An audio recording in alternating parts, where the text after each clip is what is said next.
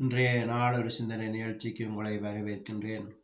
இன்றைய நாளொரு சிந்தனை நிகழ்ச்சியில் கணவனால் கைவிடப்பட்ட மனைவிமாராக இருந்தாலும் சரி, மனைவிமாரால் கைவிடப்பட்ட கணவன்மாராக இருந்தாலும் சரி, பிள்ளைகளால் கைவிடப்பட்ட பெற்றோராக இருந்தாலும் சரி, எங்களுக்கு யாரும் இல்லையே, நாங்கள் யாருக்காக வாழ வேண்டும், எங்களோட வாழ்க்கை கேள்விக்குறையாக இருக்கென்று சொல்லுகிறவர்களுக்காக இந்த பதிவு. என்னென்னு சொல்லி பார்த்தீங்கன்னு சொன்னால், பிள்ளைகளை நம்பினோம், பிள்ளைகள் எங்களை கைவிட்டுறார்களே, மனைவியை நம்பினேன், மனைவி என்னை கைவிட்டுட்டாவே, கணவனை நம்பினேன், கணவன் என்னை கைவிட்டுட்டாரே என்று வேதனையோடு இருக்கிறீர்களா? கவலைப்படாதீங்க. இந்த வீடியோவை பார்க்குற நிமிடத்திலிருந்தே உங்களுக்கு ஒரு புது வாழ்க்கை ஆரம்பமாக போகின்றது. விஷயத்துக்கு வருகிறேன். இப்படி ஒவ்வொரு உறவாலையும் கைவிடப்பட்டு இன்றைக்கு தனியாக வாழலாம், எனக்கென்று யாரும் இல்லை என்று வாழலாம். அப்படியே நினைக்காதீங்க. உங்களுக்கு பக்கத்தில் ஏதாவது ஒரு சபை இருக்கும், அங்கு போங்கள். போய் உங்களால் அந்த சபைக்கு போனீங்கன்னு சொன்னால் அங்கே ஆறுதலுக்கு அங்கே நிறைய பேர் இருக்கிறார்கள். அவர்கள் உங்களை ஆறுதல்படுத்துவார்கள். ஒவ்வொரு ஞாயிற்றுக்கிழமையாவது போங்கள். வேலைக்கு போகிற நீங்கள் சொன்னால் வேலைக்கு முக்கியத்துவம் கொடுங்கள். வேலைக்கு 6 நாளும் வேலை செய்யலாம். ஞாயிற்றுக்கிழமை ஒரு நாள் நீங்கள் சபைக்கு போங்கள். உங்களோட கையில் இருக்கிற காணிக்கையில் கொஞ்சமாவது போடுங்கள், காணிக்கை போடுங்கள். தேவனுடைய வசனம் உங்களுக்குள்ள போக போக போக உங்களுக்கு ஒரு புதிய வாழ்க்கை ஆரம்பமாகும். ஏன் வாழ்ந்தோம் என்ற எண்ணம் போய் இனி வாழ போகிறோம் என்று சொல்ல ஆசையோடு நீங்கள் வாழுவீர்கள்.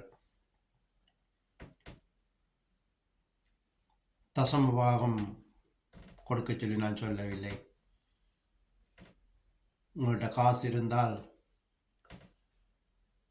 கிழமையில் ஒரு 4 பேருக்காவது சாப்பாடு வாங்கி கொடுங்கள். ஏழை எளியவர்கள் இருப்பார்கள் உங்களை சுற்றி. 4 பேருக்காவது நீங்கள் சாப்பாடு போடுங்கள். அந்த புண்ணியம் உங்களே வந்து சேரும்.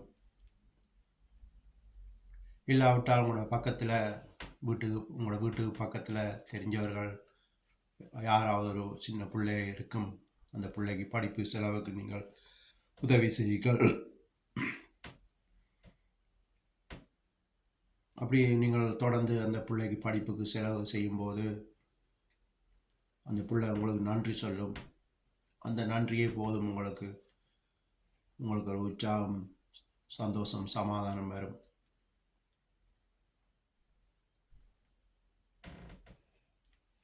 பழைய ஏமாற்றப்பட்ட வாழ்க்கையை மறந்து புதிய வாழ்க்கை வாழ முடியும் உங்களால். இயேசு கிறிஸ்து சொல்லியிருக்கிறார், சுமை சுமந்து சோர்ந்திருப்போரே எல்லாரும் என்னிடம் வாருங்கள், நான் உங்களை இளைப்பாற்றுவேன் என்று சொல்லி. உலகம் தர முடியாத சமாதானத்தை உங்களுக்கு நான் தருவேன் என்று சொல்லியிருக்கிறார். எனவே கவலைப்படாமல், நடந்தவற்றை நினைத்து மனம் மறந்தாமல், ஏன் இந்த வாழ்க்கை என்ற எண்ணத்தை விட்டுவிட்டு இப்படி வாழப்போகிறேன், இந்த பிள்ளைகளுக்காக வாழப்போகிறேன்னு சொல்லி வாழுங்கள். வேலை செய்ய முடிந்தால் நீங்கள் வேலைகளுக்கு போங்கள்.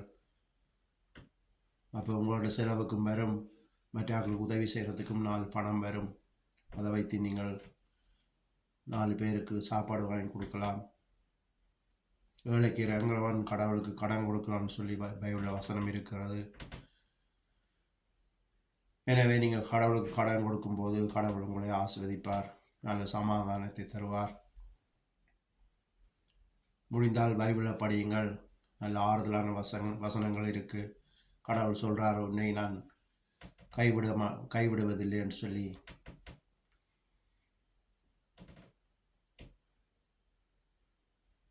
அப்படி நல்ல வார்த்தைகள் வரும்போது உங்களுக்கு அது உற்சாகத்தை தரும்.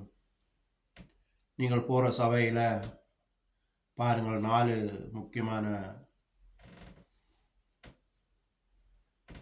செயல் இருக்குது. அந்த சபையை நித்திய ஜீவனை பற்றி சொல்ல வேண்டும். 2வது ஆசீர்வாதத்தை பற்றி கதைக்க வேண்டும். 3வது சுகமளிக்கும் வல்லமையை பற்றி கதைக்க வேண்டும். 4வது உயிர்த்தெழுதலை பற்றி கதைக்க வேண்டும். இப்படியான சபை இருந்தால் நாங்கள் போய் அங்கேயே இருங்கள். இல்லாவிட்டால் விட்டுட்டு வர சபைக்கு பாருங்கள். இதில் 4ல் 1 குறைந்தால் கூட அது சரியில்லை சபை. பைபிள் ஒரு பொக்கிஷ சாலை, அதில் இது 4மே இருக்கிறது. இல்லாவிட்டால் அது சபை இல்லை. சில சபைகள் தரித்திரத்தை பற்றி கதைப்பார்கள். பணம் எங்களுக்கு தேவையில்லை, முக்கியம் இல்லை அப்படின்னு சொல்லி. அதெல்லாம் போய் பணம் இல்லாமல் இந்த உலகத்தில் வாழ முடியாது. பணம் இருந்தால் 4 பேருக்கு உதவி செய்யலாம்.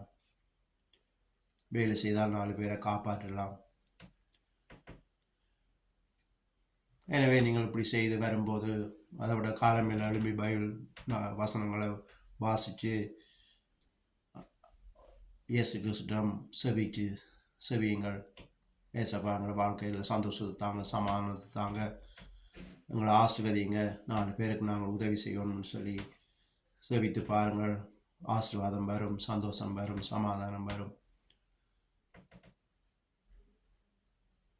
இப்படி இதை கடைபிடித்து பாருங்கள். இழந்த வாழ்க்கையை விட்டு புதிய வாழ்க்கை உங்களுக்கு ஆரம்பமாகும். விட்டுட்டு போனவர்கள் தேடி உங்களை தேடி வருவார்கள். நீங்கள் ஆசீர்வாதமாக சாட்சியாக இருக்கும்போது உங்களை வெறுத்தவர்கள் உங்களை தேடி வருவார்கள். சந்தோஷமாக இருங்கள், சமாதானமாக இருங்கள்.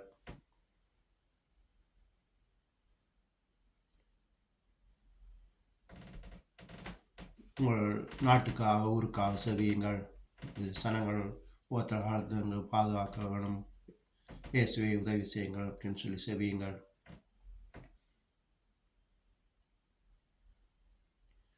இப்படியாக செய்தால் உங்களுக்கு நல்ல சமாதானம் கிடைக்கும், சந்தோஷம் வரும், ஆசீர்வாதமாக இருப்பீர்கள்.